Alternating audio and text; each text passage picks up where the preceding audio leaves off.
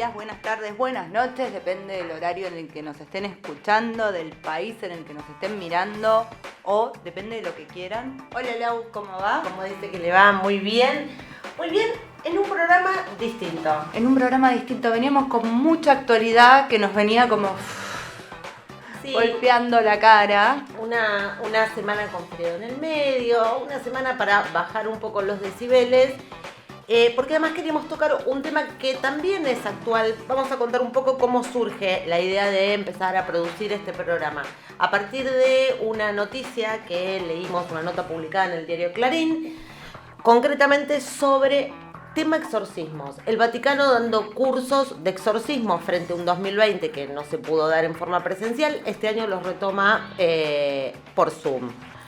Números, sí, de crecimiento. A ver, te voy a leer algo. De los... Según el Vaticano, los pedidos de exorcismo aumentaron en el último año a 500.000, el triple que hace 10 años.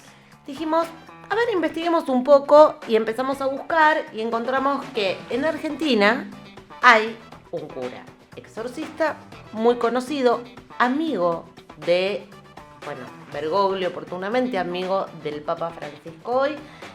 Que da charlas en el Vaticano, que es el obispo Manuel Acuña, que hoy mismo está en España, ¿sí?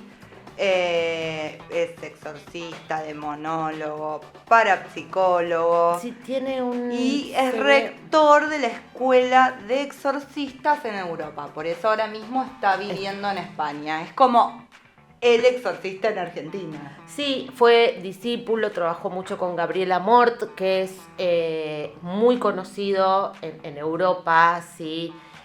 Un cura exorcista que ha hecho una cantidad enorme de exorcismos, falleció en el 2016.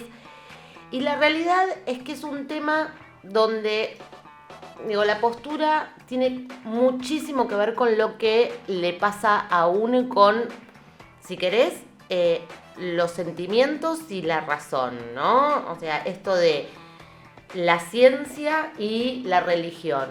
Bueno, nos pareció que estaba muy bien mostrarlo. Sí, son cuestiones de fe, ¿sí? O se cree o no se cree, no hay mucho para... Hay algunos documentales que de alguna manera ponen en duda, pero en estos temas está clarísimo que siempre la duda de algunos más escépticos va a estar. Acá lo que prima es la fe y nos pareció que estaba muy bueno charlar con él para conocer un poco más sobre esto. A algunas personas les puede resultar más cercano el tema, a otras... ¿Qué conclusión sacamos después de esto? Conclusiones. Sí, un encanto de personas. Si me tengo que exorcizar, lo voy a llamar. Sin duda, tratemos de que no igual.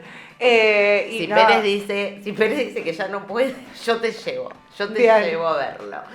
Bien. Siempre es bueno tener un exorcista amigo. Además de Pérez, el terapeuta, a quien le mandamos un beso, por cierto. Bien. La otra conclusión. No juguemos al juego de la copa. ¿Cómo es?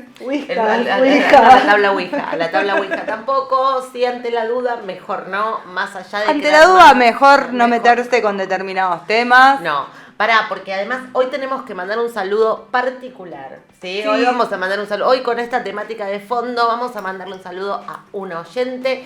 A Patricia, la mamá de Lauti. Lauti es... es el que en este momento está retando, me está mirando porque, lo arregla todo Lauti. Patricia, te mandamos un beso enorme, gracias por escucharnos. Y te felicitamos por este hijo que tenés, que es lo más. Patricia está en Mar del Plata, ¿sí? Así que beso enorme, trabajadora de la salud, nuestra más profunda admiración.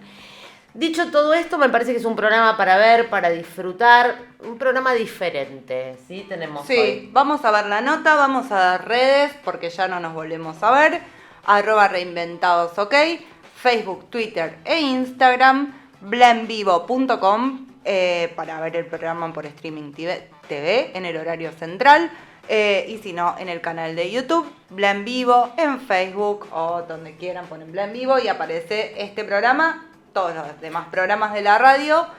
Vamos a ver la nota, saquen sus propias conclusiones Y el espero que la quiera creer, disfruten. que crea. Sí. Nosotros de verdad hemos disfrutado muchísimo haciendo esta nota.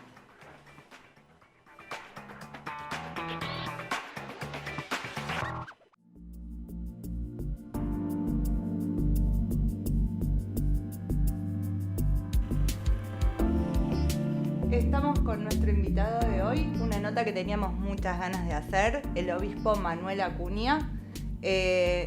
Muchísimas gracias por aceptar la invitación. Gracias Marianela, gracias Laura y gracias a Lautaro que está ahí detrás haciendo toda la magia de los controles. Voy a hacer una introducción. Es arzobispo para hispanoparlantes de la Asociación de Iglesias Luteranas Independientes, exorcista, demonólogo, parapsicólogo, escritor, tiene un libro fresquito, editado en febrero en España, El combate contra el mal, fundador de la primera escuela de exorcismo y liberación de la República Argentina y rector de la Escuela de Exorcistas de Europa. No me faltó nada. No, demasiado. Me lo soplaron igual. Ya hablamos fuera del aire sobre esto. Sí, no, por favor, muchísimas gracias. Gracias a usted por aceptar la invitación. ¿Qué es un exorcismo? Es como lo primero que queremos, a pregunta básica. Muy bien, muy bien. El exorcismo, antes que nada, que hoy me parece tan como de moda, ¿verdad? Porque todo el mundo habla de los exorcismos. Desde la película del exorcista, allá que seguramente después hablaremos de películas, desde la película del exorcista para acá, hubo como toda una especie de mover sobre este mundo tan especial que parecía tan nuevo, y hasta, por un lado, nuevo en su tratamiento, pero por otro lado, antiguo en su ejercicio, ¿no es cierto? Algunos acusan al exorcista de ser un hombre que está en lo medieval, o todo esto un discurso tan antiguo, tan pasado de moda, y por otro lado, lo que fascina de una acción espiritual como es la de combatir, ¿verdad?, al maligno en persona. Exorcía significa tomar autoridad. El exorcismo es un ritual de las iglesias cristianas, y no solamente de los cristianos, también lo poseen los judíos, los islámicos, los hinduistas. La mayoría de las religiones de libros tienen exorcismos en su práctica, y que no tiene su origen en una vamos a decir, en una tradición, sino en un envío. Este tomar autoridad contra el mal tiene como fundamento un envío para los cristianos, el envío de Jesús a sus discípulos diciendo: vayan, prediquen, bauticen, sanen los enfermos y expulsen los demonios. Ahí está. Esta toma de autoridad, la exorcía, la serie de conjuros, los rituales, que son un sacramental, o sea, una acción eficaz, pero a su vez no como el sacramento de la iglesia, sino como una acción con amparo y poder legítimo de la iglesia por la autoridad de su maestro, es la que se viene practicando desde el momento en que Jesús, ¿verdad?, comenzó su ministerio público y hasta el presente sin cesar. O sea, esa actividad tan antigua tiene un fundamento divino entre los cristianos. Esto que parece tan medieval no empezó en el medioevo, empezó el año 33, si queremos. Ya Jesús había hecho Jesús en el 30. habla, ¿no? De hecho hay pasajes en la Biblia donde Marcos, Lucas, que se hace mención a esta tarea que muchas veces la pudo llevar a cabo Jesús, ¿no? O sea, Muy no bien, así. Laura, muy bien, Laura, exactamente. El Evangelio de San Marcos, por ejemplo, comienza en el ministerio público de Jesús con un exorcismo. Y antes de la pasión hay un último exorcismo, es decir, todo el marco de la tarea apostólica de Jesús, de su mensaje, está marcado por ese combate contra el mal, por el combate contra Satanás. Porque dice el apóstol San Juan en su carta: él vino, por Jesús, a desbaratar las obras del diablo. Entonces, el sentido mismo de la encarnación de Jesús está en dar por finalizada la acción del maligno, ¿verdad? Digamos, a ver, porque hay que marcar otra pauta más. La acción del maligno en la historia de la humanidad con la eficacia que tuvo hasta la llegada de Jesús. Esto no significa que el diablo se haya dado por vencido, sigue en el combate pero ya he abierto otra vez el cielo a partir de Jesús para todo aquel que le entrega su corazón. Antes estuvo cerrado. La acción del pecado, de la falla del ser humano, causó una legitimidad de la acción diabólica sobre la humanidad, mientras que Jesús viene a desbaratar esa acción diabólica para quitar la eficacia de una condena eterna sobre el ser humano. Entonces, estamos hablando de algo esencial, pero también hablamos de algo inteligente. El diablo no es una idea, no es una entelequia, no es un concepto, es una personalidad, es un ángel caído. Es decir, la historia de la humanidad comienza con la caída de Lucifer y a partir de allí, ¿no es cierto?, el trabajo grande que manifiesta Jesús al encarnarse es desbaratar esas obras y como señal más próxima están los exorcismos. Desde aquel tiempo y hasta el presente, nunca la Iglesia ha cesado de tener exorcistas, ¿verdad? Bueno, Padre, y ahora claro, todo esto vino a cuento un poco, o sea, la verdad es que nos empezamos, es un tema que en líneas generales por lo que genera, ¿no? O sea, como cierto misterio, es atractivo, pero digo, hay formación, o sea, el Vaticano sí dicta cursos, o sea, forma en esto. Entonces la pregunta que se nos presentaba a la hora de empezar a indagar con Maru es, ¿cómo se llega a ser cura exorcista? O sea, ¿cómo se llega a ser exorcista? Muy bien.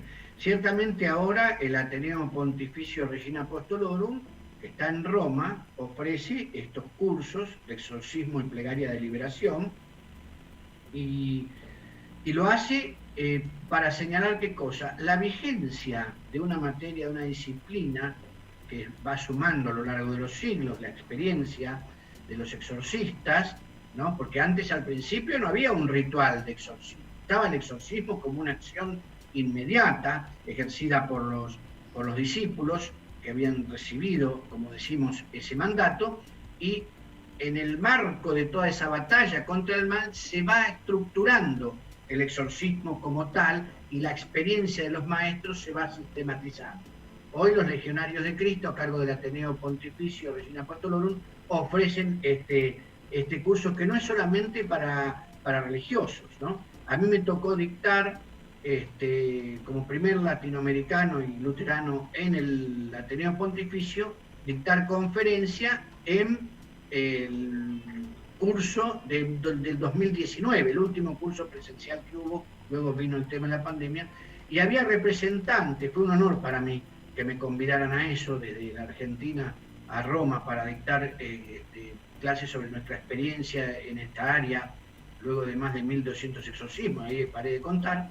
42 países estaban representados, pero además había gente de la justicia, porque hay que decir que existen las sectas satánicas, existe el trabajo mancomunado del satanismo, ¿no es cierto?, en formas de escuelas también, ¿verdad? Hay escuelas de magia, brujería, de magia negra. Entonces uno dice, ¿esto en el siglo XXI? Sí, en el siglo XXI.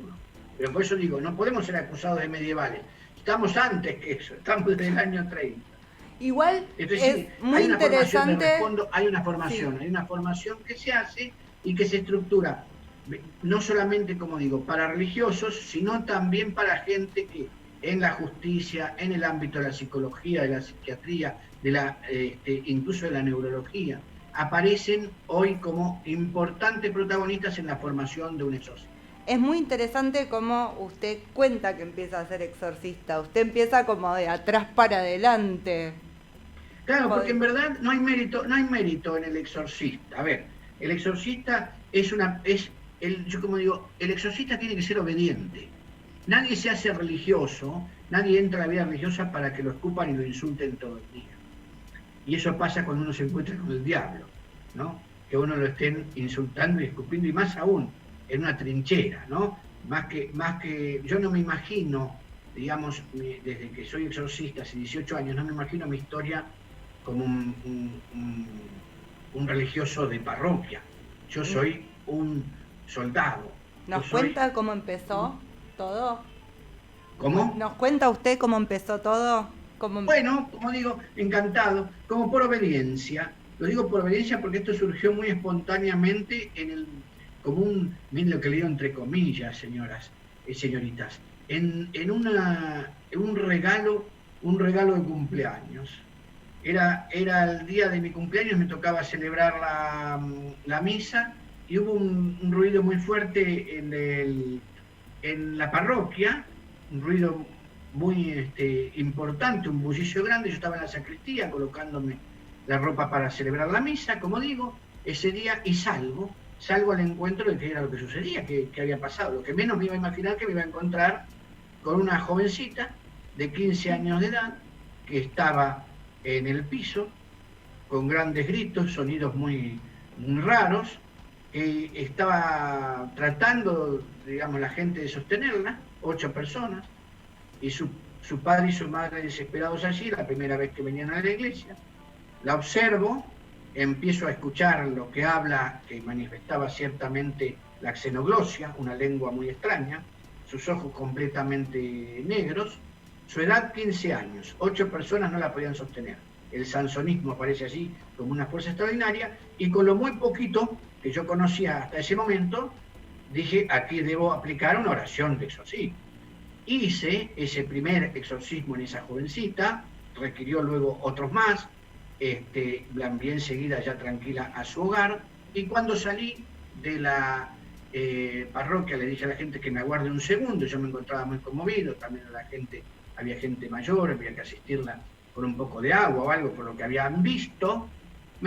Salgo de la iglesia, salí del templo, me voy a subir a mi automóvil, tomé la llave en la mano, abro la puerta del auto, me siento, y antes de colocar la llave en el contacto, empezaron a subir y bajar todas las perillas del auto, a tocar la bocina y encenderse las luces altas y bajas y la luz encendida. Todo eso junto. En ese instante supe yo que estábamos intercambiando tarjeta de presentación con el diablo.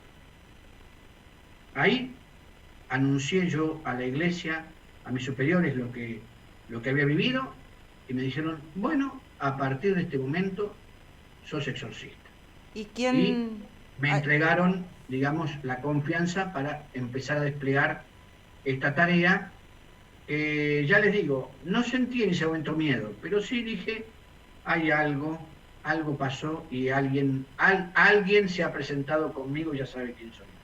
¿Alguna vez se preguntó, supongo que sí, quién lo eligió para esa tarea? ¿Si lo encomendó Dios o lo eligió el diablo como su rival?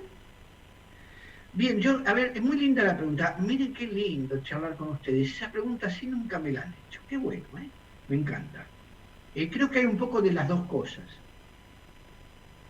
Dios da la confianza y no pide nada que a uno no pueda cumplir, ¿no? No hay prueba que le imponga que uno no pueda cumplir. Primer punto. ¿En qué me probó? En la obediencia. A ver si yo decía que sí a esta labor, ¿no? Si yo me sometía verdaderamente a ser exorcista. Dije, no a hacer. Porque para mí el ser exorcista es un estilo de vida. Ahora les voy a decir por qué. Porque el diablo sabe, por la clarividencia que tiene el poseso, conoce al exorcista y sabe cosas ocultas de él. Después, si quieren, les doy ejemplos, en este caso prácticos, que he vivido. Pero en este sentido uno tiene que llevar una vida y una conducta lo más irreprochable posible para que el diablo no tenga forma de levantar su dedo acusador ante el exorcista. Eso por un lado. Y por el otro creo que sí, que el diablo me quiso jugar una mala pasada y vino a mi encuentro. Es cierto. Ahora, hablamos de el diablo en un ser singular, o son muchos demonios. Volviendo si quiere a la Biblia, o sea, se habla de la legión, ¿no? En la Biblia, esto de son muchos, son diversos. Muy bien. Si nosotros pensamos que Lucifer es el encargado de hacer todo el mal, estamos hablando casi de un dios, si él pudiera ser así. La gente se equivoca en mostrar a Lucifer como el hacedor de todo el mal. Hay que decir que hoy Lucifer tiene mucho marketing, mis bellas damas. Tiene mucho marketing incluso en los medios de comunicación, porque el luciferismo es una forma del satanismo. Hay 3 formas del satanismo diferentes.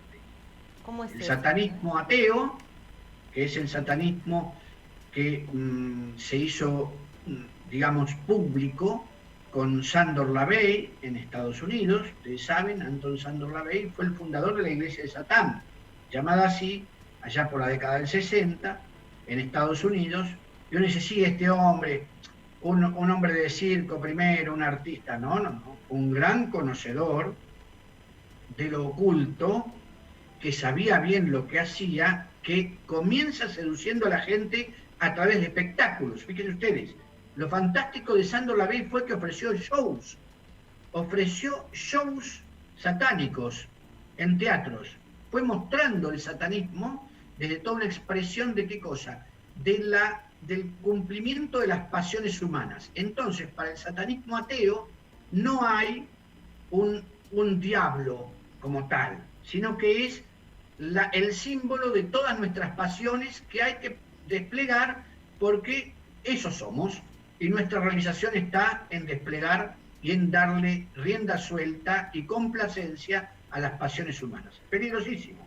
Es el escritor de la Biblia satánica, peligrosísimo. Pero dije también que hay un satanismo deísta, un satanismo que cree en ese Satán, ¿verdad? Ese satanismo es anterior a la Lavey. Está en Aleister Crowley, en Inglaterra. Aleister Crowley, llamado la Bestia, porque él así quiso darse a conocer y lo logró, fue un verdadero, algunos dirían psicópata, ¿no? Un verdadero brujo que buscó encarnar el mal y que dejó escuela. Su escuela sigue funcionando. Algunos dicen, no, pero eso no es tan así, tan satánico. Perdón, estamos hablando de una persona, ¿verdad?, que hacía velas con piel de bebé. Entonces no estamos hablando de alguien que, que hacía las veces de... No. Un verdadero satanista deísta, porque el satanismo deísta entiende la existencia de Satán desde el aspecto ontológico. Es una existencia que requiere sacrificios. Qué interesante. Entonces tenemos, vamos por orden entonces. Acabo de mencionar, y ahora voy a responder a la pregunta, ¿no? Si es uno o varios. El satanismo deísta, Aleister Crowley, Inglaterra, cuya casa sigue en pie y es el Vaticano de los satanistas. Los verdaderos satanistas ansían ver, aunque sea una vez en la vida, la casa de Aleister Crowley. Sándor Lavey en Estados Unidos genera, bajo esa inspiración, el satanismo ateo, que es el cumplimiento de pasiones humanas. Hay que decir que Sándor Lavey fue el asesor de la película El bebé de Rosmarie. Fue asesor del carácter satánico del personaje y de la secta que ahí aparece. Nada más ni nada menos, ¿no? Uno de sus grandes miembros, si queremos, que luego se escinde de él, se vuelve secta de esa comunidad y trata de mostrar que es más cruel que su propio maestro, que es Sándor Lavey, fue Charles Manson, también satanista. Bueno, a eso le va a seguir un luciferismo, como yo recién decía. El luciferismo ya señala no a Satán, sino a Lucifer, que es prácticamente una víctima de Dios, porque apoyaba al ser humano, digamos, no quería, ¿cómo es que va a sufrir tanto? Dios lo castiga, lo envía acá y está como a cargo del infierno, de las almas perdidas, pero él, pobrecito, es un ángel bueno. Ese es el luciferismo. Entonces, si nosotros marco todo esto, porque si hay diferentes expresiones del satanismo, es porque, primero que nada, Satán no juega a ser Satán, lo es. Y se va a manifestar en la historia de la humanidad de diferentes maneras, con diferentes marcos, ¿verdad?, incluso de devoción. Primero lo hace en el paganismo, y luego lo hace directamente presentándose él, pero no es el único. Lucifer es la soberbia, Satán es la ira, Baal, el señor de las moscas, es aquel que ataca las heridas emocionales, y las huestes demoníacas son la infantería del diablo. Diablo, cuando habla Jesús, es la acción conjunta de los demonios. O sea, demonios hay muchos. Hay una trinidad oscura que acabo de mencionar, una trinidad oscura, imperando por temor en el infierno. y buscando la caída del ser humano. En este sentido, la estrategia del diablo, o sea, del conjunto de los demonios, es una sola: nuestra desesperación para que neguemos nuestro sentido trascendente de la vida y desesperemos diciendo que no hay Dios, para mostrarle a Dios que se ha equivocado. Pero cada uno cumple una función, una determinada actividad. Por eso el exorcista tiene que capacitarse para interpretar en la posesión demoníaca cuáles son los demonios. Cuando hablamos de legión hablamos de varios, no podemos decir el número porque no ocupan espacio, pero sí está en la Biblia, como bien nos decía Laura, ¿verdad? Y por otro lado, los espíritus de muertos, que también pueden llegar a la posesión de las personas por la brujería. Porque mal estaría que yo aplique el ritual de exorcismo sobre un conjuro sobre el demonio cuando el que tengo enfrente es un espíritu de muerto. Entonces... Pero espere, hágame esa distinción, porque, a ver, ¿cuándo una persona requiere ser exorcizada y cómo llega a ser poseído? O sea, claro. ¿Qué tengo que hacer? Voy caminando por la calle y de pronto estoy poseída. No sé, capaz que sí, pero bueno, no sé. Hay más gente posesa que en siglos pasados, sí. O sea, estamos viviendo tiempos, a ver, en esto te quiere decir como que estamos viviendo tiempos donde hay más propensión a que el demonio de alguna manera se haga presente. Coincidimos los exorcistas de todas las tradiciones cristianas en decirlo de esta manera. Y mismo la Asociación de Exorcistas de Roma lo dice de esta manera. Hay más posesiones porque justamente estamos en un tiempo de devaluación de lo espiritual, ¿no es cierto? Conseguimos la ouija en las jugueterías, es una cosa de locos, ¿no? Un portal esotérico. Y por otro lado, esa devaluación hace que la gente diga, bueno, a mí no me pasa nada, pero yo no creo.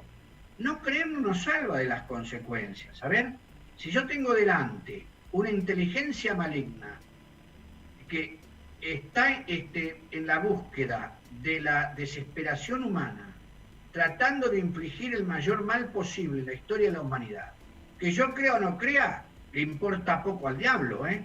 A ver, no creer no me salva de las consecuencias. Eso por un lado. Por el otro lado, la devaluación de los aspectos de fe, el encuentro, la disciplina con Dios, cualquiera sea no estoy hablando de religión confesional, porque si no le falta el respeto a ustedes, estoy hablando de una espiritualidad. Es una cosa que quiere prescindir de lo espiritual, hace más posible que la presencia del demonio se acerque a la vida personal y familiar. Porque si yo no hablo con los míos de Dios, el diablo habla de sí mismo. Queda claro esto, por este lado. Entonces, hay una gran devaluación social y cultural que ayuda a que el demonio esté aún más presente. Decía el padre Gabriel Amors que el diablo ha tenido una gran victoria, hacernos creer que él no existe. Ese es un punto, sí, ciertamente. Una gran victoria que él ha logrado en la sociedad. Ahora, uno no anda por la calle y va a ser poseído. No. Hay muchísimas cosas que tocan a la cuestión, digamos, de una posesión como tal. Existen otras formas anteriores a la posesión que se pueden vivir como amenazas, si queremos, de la presencia oscura en la vida. Esta es, por ejemplo, para decirlo, y esto coincidimos también, coinciden todos los grandes maestros, y yo lo repito, ¿no es cierto? Grandes maestros, como vuelvo a decir, el padre Gabriel Amors, que tuve el honor de estar con él. Él fue exorcista en el Vaticano muchos años. Es quien falleció en el 2016, ¿verdad? Exactamente, fue la verdad que una maravilla. Un santo, ¿eh? Yo me encontré con un santo, ese hombre era un santo. Ese hombre era un santo, de verdad. 15.000 exorcismos. Y tenía una sonrisa en los labios. Me enseñó que no hay que perder el humor. Miren, uno en esta tarea se vuelve duro ante un combate permanente con el odio y con el intento de destrucción de las almas humanas. Y sin embargo, él, un humor tremendo. El padre José Antonio Fortea, el demonólogo más grande del mundo, que está aquí en España y vive en Alcalá de Henares, es un escritor prolífico y generoso de todo lo que tiene que ver con el exorcismo. Bueno, hay otras figuras, ¿no? importantes también para mencionar. Esos son los grandes maestros, ¿no? Corrado Balducci, Salvucci en Ahora, Centroamérica. Voy a contestar, termino acá. Entonces, Sí. las diferentes maneras de esta intervención demoníaca se pueden dar. Primero la tentación, que sufrimos todas las personas, ¿no? Es una forma de presencia, la tentación, que trabaja en la mente. La vejación, que es ese ver sombras con el rabillo del ojo, ver, sentir que están allí, sentir que se sientan en la cama, o yo abro mis ojos en medio de la noche y veo una figura más oscura que la propia noche delante mío observándome. La vejación ya es una forma de manifestación particular del diablo, que hace lo que se llama la circundatio, gira alrededor de la persona. Después está la obsesión, ahí vamos a citar a los psicólogos y demás que acompañan la labor del exorcista, que es sentir esa voz que habla induciendo a hacerse daño o hacerle daño a otra persona. Ahí está, la pérdida del amor por las cosas que antes me apasionaban, también forman parte, ¿verdad?, de esa presencia demoníaca. Voy perdiendo amor, el desamor, y hasta la falta de atención personal también tiene que ver. Y por otro lado, ¿verdad?, ya dije la obsesión, la vejación, la tentación, todas estas son formas de opresión demoníaca. Y por último, la posesión. Para ella deben darse otras cosas y otras características, o incluso herencias generacionales. Bien, acá pero esto que... No, porque, a ver, uno está acostumbrado a la imagen, si quiere, de las películas del poseso, ¿no? Pero usted ha mencionado situaciones que, en principio, podrían manifestarse como, o sea, cuadros psicóticos o cuadros que por ahí... Sí, psicopatológicos. Uno va y lo consulta, o sea, por ahí, antes de por ahí consultar, ¿sí?, a alguien que se dedica al exorcismo, por ahí va más por el lado de la enfermedad mental, de la enfermedad de la psiquis. ¿Cómo se distingue? O en realidad cuando hablamos de este tipo de cosas estamos ya en presencia del mal en la persona. No, fíjense ustedes, esto me lleva a decirles así, ¿no? No se trata de que una persona toque la puerta de la iglesia, que sabe que ahí vive el exorcista, y diga: buenas, vengo a hacerme un exorcismo, bueno, pase por acá.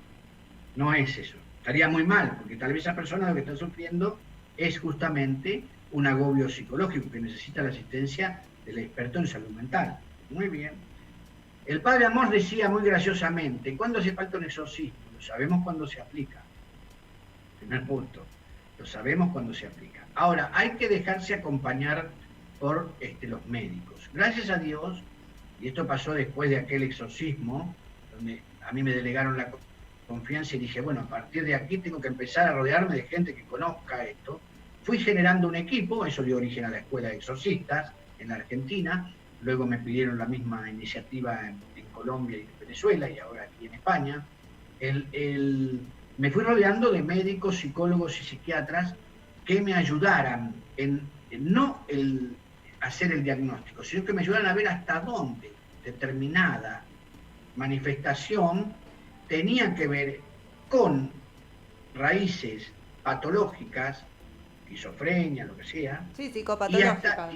Exacto, psicopatológicas, y hasta dónde esa intervención no era la suficiente como para determinar la enfermedad. Porque yo no puedo pedir al psicólogo que me diga si voy a hacer un exorcismo. No, lo dejo que me acompañe en la definición del paciente, digamos. No, bueno, entonces, pero en definitiva es un diagnóstico conjunto, no está mal lo que está diciendo, es un diagnóstico conjunto. Exacto. En la Argentina, en el 2015, se presentó mi libro El Ritual de Exorcismo en la Sociedad Argentina de Escritores, y lo presentaron 2 psiquiatras. Esto es lo maravilloso. 2 psiquiatras presentando un libro de exorcismo, porque vieron aunque sea a nivel terapéutico para ellos, la resolución de muchos casos que estaban solamente bajo el cuidado paliativo, a veces de un remedio y nada más, cuando la causa real estaba en la posesión, y ellos lo vieron, ¿no? Pudieron asentir de que era eficaz la aplicación del ritual en muchos casos, no en pocos, en muchos. Entonces las personas con nosotros llenan una hoja de vida que hace las veces de historia clínica, donde hay preguntas que han delegado los doctores, y a partir de allí, mientras ellos van revisando ese formulario, el exorcista sostiene entrevistas con la persona y aplica lo que llamamos exorcismo preventivo. Esto no está en los libros. ¿Quieren que les cuente? Sí. Sí, claro. Bueno, pues bueno, no me gusta hablar a mí, así que me sacan las palabras. Nosotras tampoco. Igual está Entonces, logrando que no hablemos.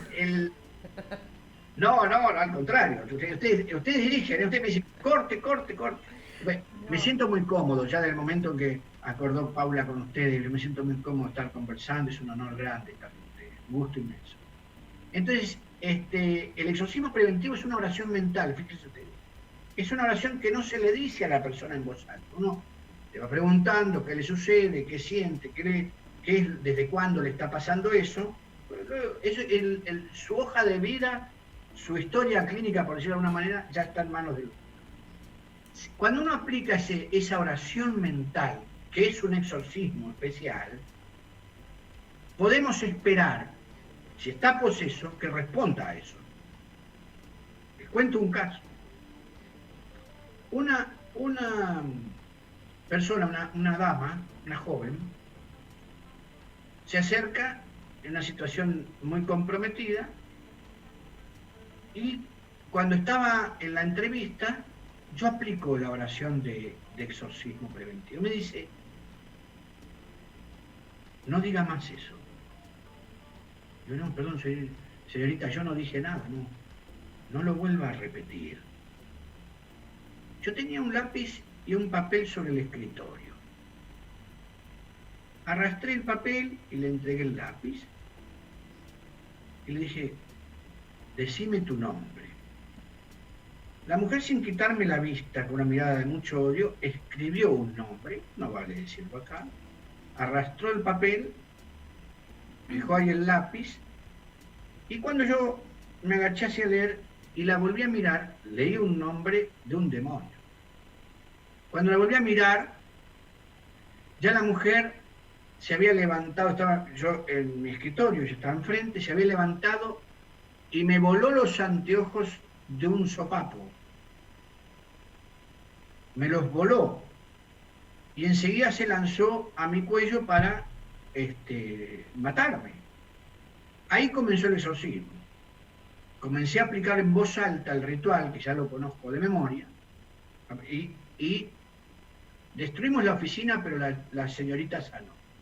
Escuchen esto.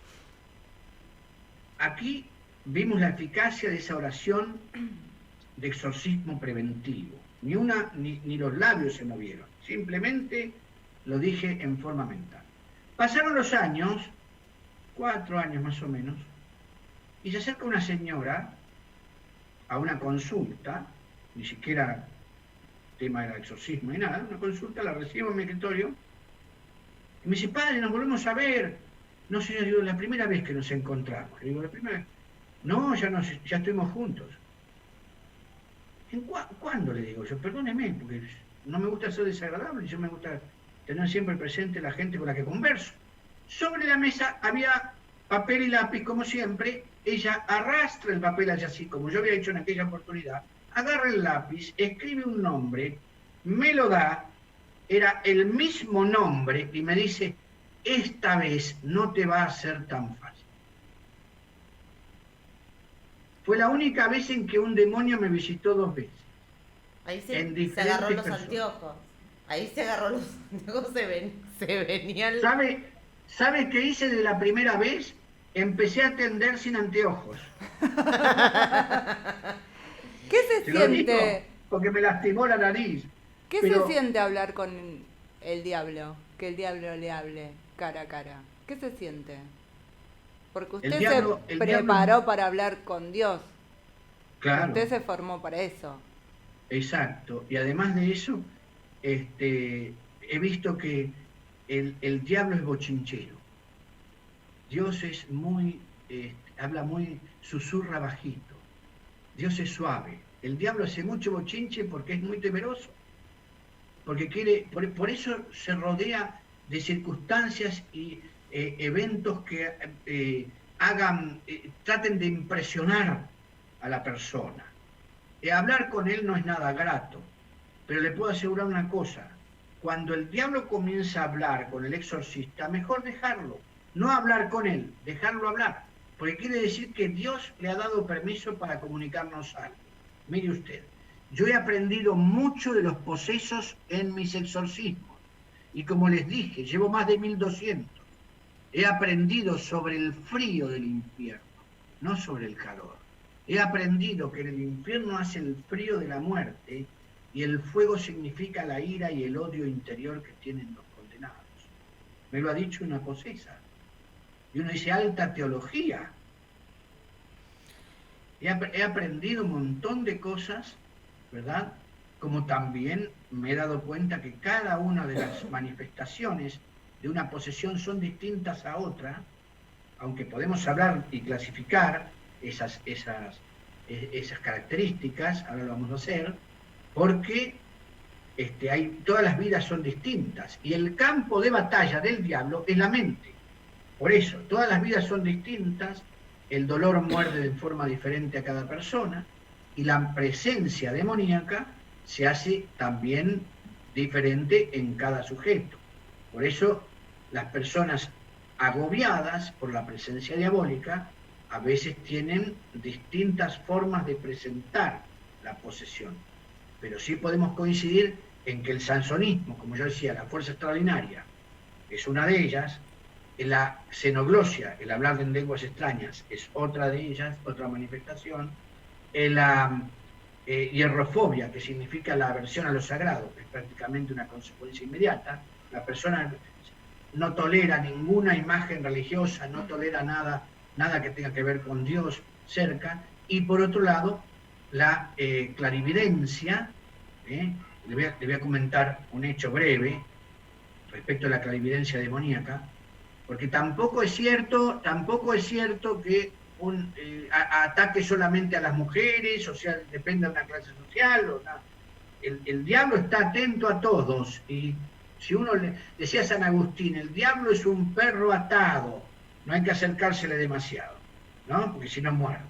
Entonces, se acerca a un matrimonio, el psicólogo, ella médica forense, a la iglesia, una tarde. Yo estaba justamente en un encuentro, esa es la providencia de Dios, en un encuentro con el equipo, evaluando los casos, y el hombre traía a su señora, a esta médica forense, mal, la traía verdaderamente temblorosa, y decía, me dijeron que venga acá, yo no creo, pero vine, a su esposa. A mí me cansa esto, no creo, pero, porque muestran que no, como el no creer como si fuera un acto de madurez. Yo no creía hasta que. No, a ver, hay que dar, el que cree algo más sabe de la vida, porque la fe es un saber para la libertad y una libertad para el saber. Pues dije, bueno, pase para acá, le digo, pasaron al pasillo de la iglesia, y cuando íbamos a entrar al templo, ¿no es cierto?, con la señora, para tranquilizarla, la mujer se agarra del marco de la puerta, me mira a los ojos y me dice, ahí donde fuiste, no está enterrado tu padre, viajaste en vano. Nadie sabía que yo había vuelto de un viaje a mi provincia natal, Corrientes, en la búsqueda de la tumba de mi padre, a quien no vi desde los 3 años de edad. Ni tenían idea nadie de la comunidad de este viaje mío con ese motivo. Y este demonio me denuncia el hecho de que yo había viajado en vano y de que ahí, en la tumba en que había estado, no estaba mi papá. Fíjense ustedes, estaba ante el hecho clarividente del diablo. Hay que mandar callarlo inmediatamente, porque lo que quiere es que venga Baal, el señor de las heridas. Entonces, hay que callarlo, y ahí procedimos al exorcismo, que gracias a Dios fue muy eficaz. Bueno, y el último de las manifestaciones es la levitación. Fíjense, hablé ya, xenoglosia, lenguas extrañas, sansonismo, fuerza extraordinaria, hierrofobia, aversión a lo sagrado, prácticamente una consecuencia, clarividencia, Y ahora les digo levitación. La vi en un solo caso, pero la he visto, mis ojos la quiero. He visto una persona, un niño, levantarse del piso en posición horizontal sin que nada lo sostuviera y quedarse en el aire. Estas son las señales de una posesión. Pero, ¿Vamos bien? sí, le hago una pregunta, porque usted me está contando esto, que esto ya lo ve cuando está como todo el hecho desencadenado. Esto tiene un proceso, digo, uno en la vida cotidiana puede ver a alguien que está como atravesando un proceso que va a desencadenar en eso. No sé si me entiende lo que le Sí, quiero sí, como preguntar. se puede. O sea, es o de un día para el otro estoy poseída y me pasa todo No, eso, o es un proceso y cambios que se van dando y algo que uno puede chequear en la vida cotidiana, en el todos los días.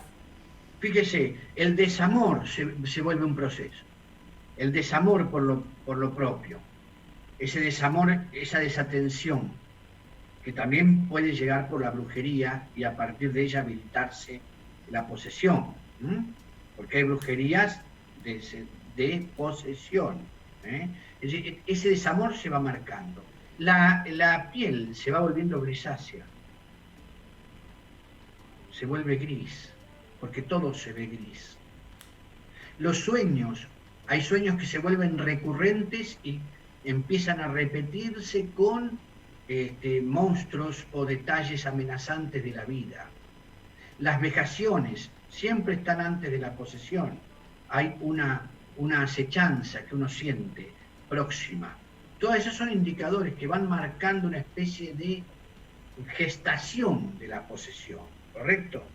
Correcto. Cuando no se trata de demonios heredados. Heredados, Esto eso ya lo dijo, como de familia. A ver, cuéntenos. con el bebé, o Claro. sea, de una madre un hijo o de familia, así que en algún momento uno puede recibir la herencia. Mire, nosotros, yo inauguré en Colombia, sí, en Colombia, una forma de constelación familiar, que allí History Channel se había hecho eco de eso, que se llama constelación constelación familiar exorcística. En la constelación familiar exorcística nosotros podemos, a través de del discernimiento, el campo mórfico de determinada generación de tal árbol genealógico del paciente, determinar la presencia del bien y del mal adentro del árbol. Y hasta podemos definir pactos y brujerías que atraen a sus descendientes presentes ahí en la constelación, la causa de aquello que los aqueja, con agobio emocional, espiritual, ¿no es cierto?, o hasta físico. ¿Qué tal si yo les digo que, por ejemplo, la presencia de una brujería con el demonio de muerte hecha por una abuela de la paciente sobre su propio hijo, padre de ella, que no quería que se casara con su madre, embarazada de ella, y hace brujería para que el hijo, no solamente si se iba a casar, muera, que miren ustedes, una madre, no quiero que se case con esta mujer, pero si se va a casar, que se muera. Y le decía ahí la muerte, por brujo hecho. El hijo no muere, Dios lo guarda a ese hijo. Pero la nieta de esa abuela, que fallece sin arrepentirse de semejante pacto, de semejante conjuro, la paciente, sufre pánico, siente que muere, 23 años, medicada con todo lo que había, ya no podía salir a trabajar, sentía que se moría cada rato. ¿Por qué sentía que se moría? El demonio de la muerte, convocado por brujería sobre su propio padre, al no haber dado efecto allí, resulta heredado por ella. A la semana de que hizo la constelación exorcística, no tomó más remedios y volvió a trabajar. Igual, no sé, o sea, no negamos la patología psiquiátrica. O sea, por un lado, No. hay patologías psiquiátricas que lo son, y por otro lado, hay cuestiones que no se pueden explicar o no se pueden tratar, y ahí es donde Sí. intervienen ustedes. Por eso nosotros decimos claramente, no hay que dejar nunca un tratamiento médico, pero tampoco le pido al psicólogo que determine lo que yo tengo que hacer. No, está claro. Está claro. Pero ¿Y hablando qué de pasa esto, con hablando la- de esto. un segundo, con la perversión. No, bueno, es que eso iba, porque, a ver, no todo es patología psiquiátrica, o sea, no todo necesariamente es un caso para exorcizar, sino que puede haber patologías, pero, Sí. digo, los seres humanos, bueno, los católicos muchas veces tenemos frente a casos, que decir, o sea, casos de asesinatos, torturas, que decís, ¿cómo puede ser que Dios haya permitido tal cosa? ¿Cómo puede tener tanto odio una persona? Ya no, esa persona que tiene ese odio ha hecho que ese odio cobre entidad. Cuidado con eso. Porque el lenguaje del diablo es el odio. Ha hecho que ese odio cobre entidad y se convoca un demonio cuya función es el odio. En ese caso, podemos hablar, siendo la persona la que siempre elige, ¿no es cierto? Porque no vamos a decir, me dijo el diablo que haga esto. No. La persona tiene libertad. Dios da la libertad. San Agustín, ¿qué dice? Libertad, triste poder. Está en nosotros. Pero esa persona que va alimentando ese odio, esa perversión dentro de sí, va habilitando una presencia negativa que a su vez se va a traducir en cada vez en actos más violentos y reprochables, porque se alimenta de eso. Al igual que muchas entidades, me pueden decir entidades y no fantasmas, muchas entidades van a nutrirse, se van a alimentar del miedo. Por un lado hay quienes se alimentan del miedo, por otros hay quienes se alimentan de la violencia, por otros hay quienes se alimentan de la envidia. ¿Nos damos cuenta? Por otro lado hay quienes se alimentan de la lujuria. Todo eso va generando un campo espiritual que hace que la persona comience a simpatizar con lo que está haciendo y encontrando placer en el mal. Esa es la perversión. ¿Me expliqué? Sí, pero un perverso no necesariamente es una persona a la cual vos podés exorcizar y volverlo bueno, en definitiva. No, claramente que no. Porque si el campo de batalla es la mente, todo lo que queda allí también es, digamos, pasible del tratamiento médico, porque hay grandes huellas que quedan en la mente a partir de una elección satánica. Es decir, vamos al caso más extremo. No, pero hablaba de un perverso como algo que es irreversible dentro del campo de la psiquiatría. Por eso le preguntaba puntualmente un perverso. Claro, digamos, todo lo que significan las huellas, las cicatrices, las heridas, mejor dicho, las heridas que quedan en su campo mental, y sí, esas ya no le corresponden al exorcista. Al exorcista le va a corresponder que él tenga la posibilidad de elegir que ya no tenía, porque fue seducido por todo el mal. A partir de allí hay algo que el diablo envidia de las personas, ¿saben qué es? El arrepentimiento. Él no se puede arrepentir. Ahí está la gran herramienta del ser humano. Pero bueno, otros factores entran en juego. El Papa Francisco, ¿cómo es su relación con el tema del exorcismo? Con el tema el Papa Francisco, a quien yo conocí aquí en la Argentina, ¿no es cierto? Durante 10 años, ¿no? Amigo mío, yo amigo de él. Es un hombre, ¿cómo decir?, que sabe rezar. Y el que sabe rezar cree en el diablo. Porque ya en el Padre Nuestro tenemos un exorcismo. Si no creemos en el diablo, no recemos el Padre Nuestro, dice, líbranos del mal. Es un exorcismo. Entonces, él cree muchísimo y él dio, ¿verdad?, el consentimiento y la firmeza a la asociación que había inaugurado el Padre Amor hacía más de 2 décadas, que es la Asociación de Exorcistas del Mundo. Y es el hombre que más ha hablado en público de la existencia del mal, incluso para el principio de esta cuaresma. Porque vuelvo a repetir, el mal no es una idea. Cuando Jesús recita, ya que estamos hablando del Padre Nuestro, recita el Padre Nuestro y lo enseña a sus discípulos, en el original dice, y líbranos del malo, del que hace el mal. Líbranos del malo. A veces las traducciones que han tenido tanta influencia de los griegos y sus entelequias, sus cosas, resultaron negativas para la vida espiritual. Nuestro combate no es contra una ilusión ni una idea, es contra una personalidad, y Jesús bien lo sabía. ¿Y la Virgen María, cómo es esto? O sea, la presencia de la Virgen María más temor le da a los demonios, ¿verdad? Por supuesto que sí, Laura, más temor le da, porque en ella se cumple el protoevangelio. ¿Qué es el protoevangelio? El primer evangelio.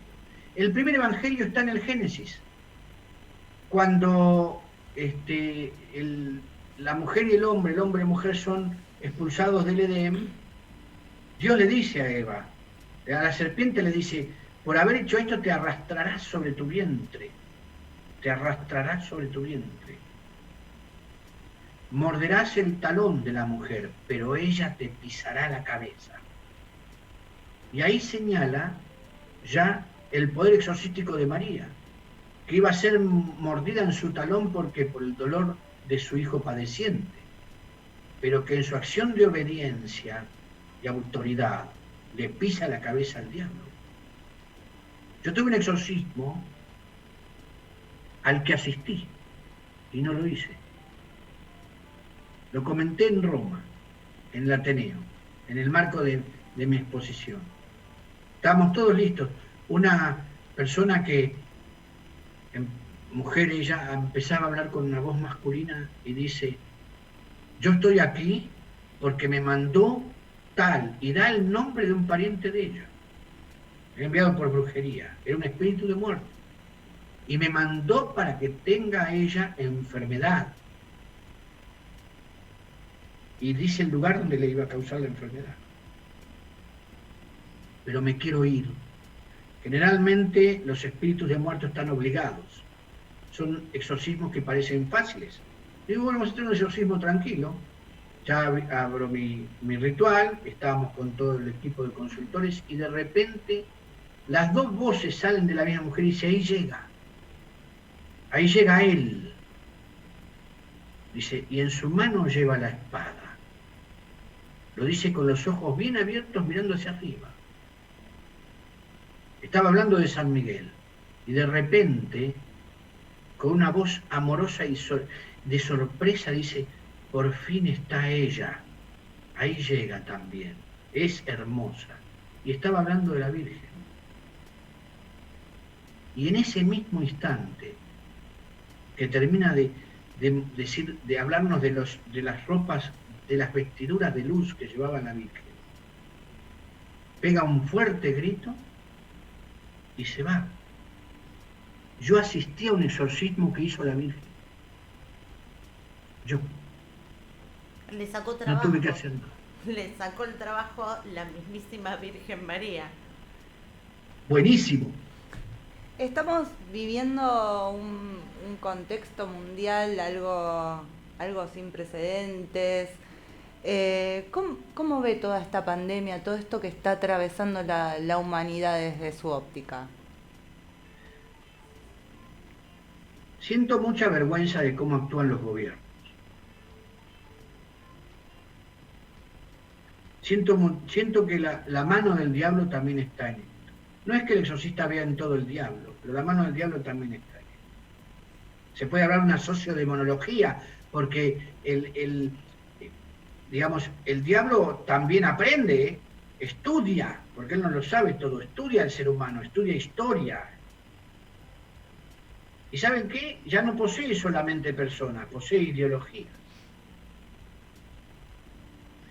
A mí me causa muchísima pena lo que pasa. Me causa muchísima pena el intento de deshumanizarlo todo, mostrando lo peor. Me parece terrible que a todo se le llame COVID. Me parece tremendo que se imponga el miedo, que es una herramienta de Satanás, bajo la excusa de la prevención. Me parece espantoso que no se pueda despedir a un abuelo querido, a un padre de toda la vida y que se manifiesten cientos de miles por un jugador de fútbol. Me da mucha vergüenza ver que en medio de todo eso nadie presta atención al agobio y a los suicidios que hay. Es una acción diabólica. Y lo peor de todo, como el diablo es el padre de la mentira, me indigna muchísimo ver quienes le prestan la voz de espacios de autoridad a semejantes mentiras que ya cada día se soportan menos. Me parece que ha sido clarísimo. Hay una sola consulta que se la estoy haciendo a pedido, a sabiendas que íbamos a tener este encuentro con usted. Un honor para mí. Un honor para mí. Judas, en esto de ser quien de alguna manera delata a Jesús, siendo uno de sus apóstoles, ¿estaba tomado por el demonio o termina siendo de alguna manera el discípulo en el que Jesús más confiaba, el que le encomienda que haga eso que había que hacer porque él tenía que morir en definitiva? Los gnósticos van a inventar un evangelio de Judas. Y no estoy en contra de los gnósticos, estoy en contra del gnosticismo. Es muy distinto. El gnosticismo es la caricatura de la búsqueda gnóstica. La búsqueda del conocimiento está muy bien, aunque el conocimiento no salva. No salva el conocimiento. Es decir, ninguno de nosotros, ni obispo, ni cura, ni nada, va a ser salvado por conocer capítulos y versículos de la Biblia.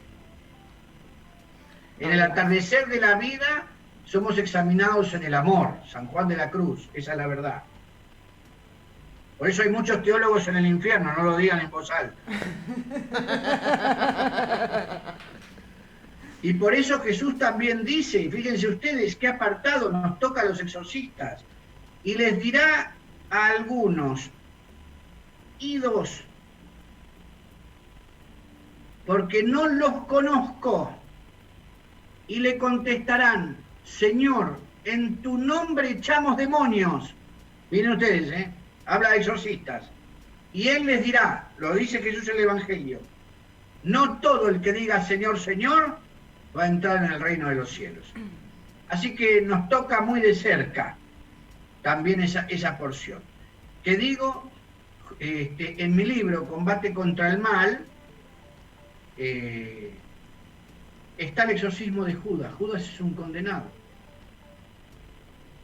Judas fue un traidor a los principios de su Señor, caminó con él y no entendió nada.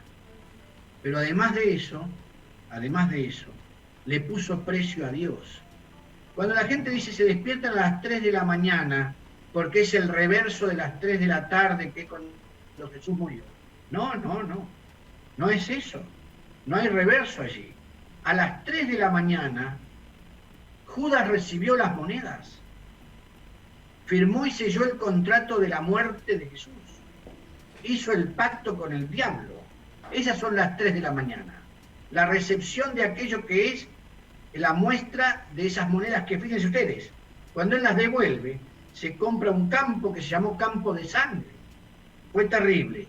Judas, traidor, está en el exorcismo de una joven que desde el Perú vino hasta, yo recibió gente de todo el mundo en la Argentina, del Perú vino con su padre, agobiada por presencia maligna, y que allí se manifestó delante de mí.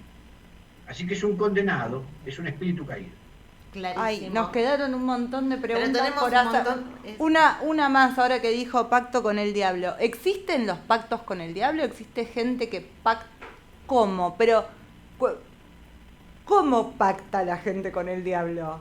Fíjese, incluso uno dice, el Internet no es malo ni bueno.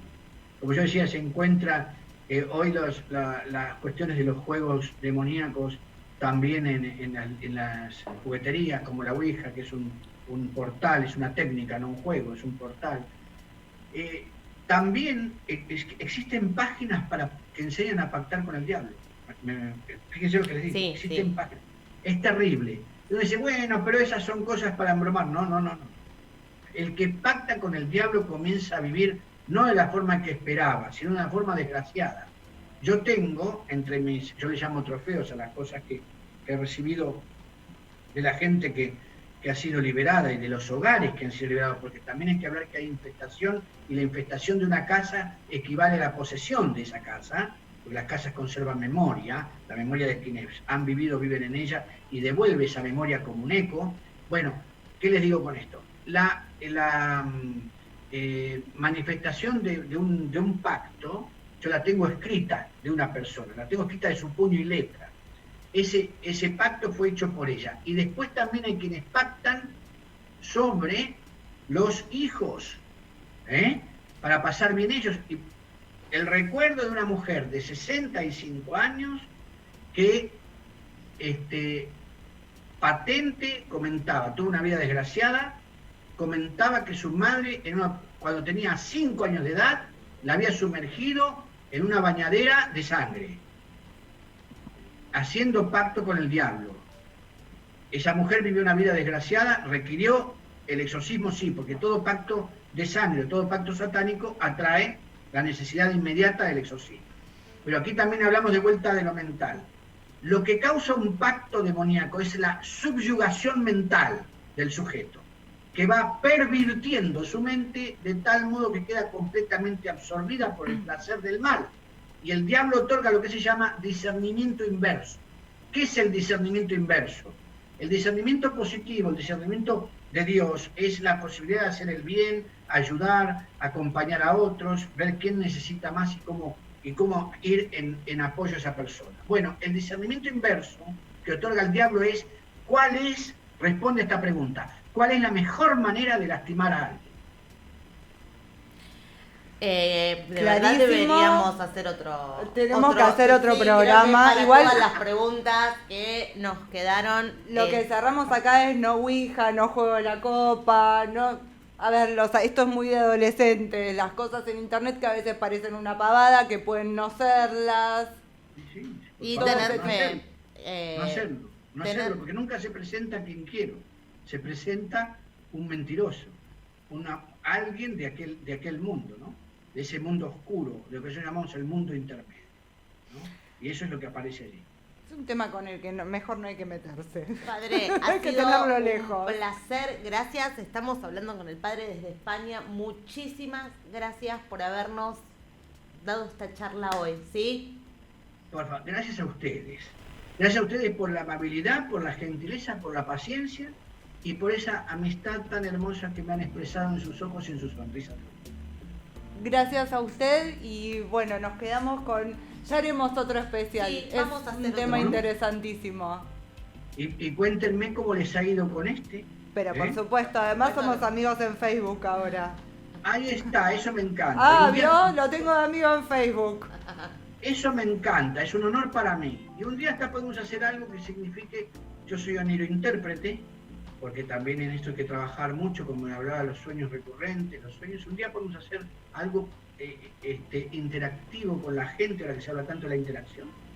Nos encantó. Nos encantó. Y hacemos algo específico para que al que llame interpretamos su sueño, a ver si está diciendo algo o psicológico o sobrenatural. Bueno, yo tengo abajo del brazo las obras completas de Freud, así que ahí podemos complementarnos bien. Muy bien, excelente. Muchas gracias. Gracias a usted, gracias. Muchísimas gracias. Los bendiga sus vidas, gracias, el agradecido soy yo, y que San Miguel Arcángel, el exorcista invisible, les guarde y les cuide defendiendo su hogar, y que los ángeles del cielo acampen en la puerta de cada habitación de su casa para que solo entre lo bueno, lo saludable y lo bello. En el nombre del Padre, del Hijo y del Espíritu Santo. Amén. Gracias, Padre. Gracias. Muchas. Gracias. Abrazo. Gracias. Hasta pronto. Hasta Adiós. pronto.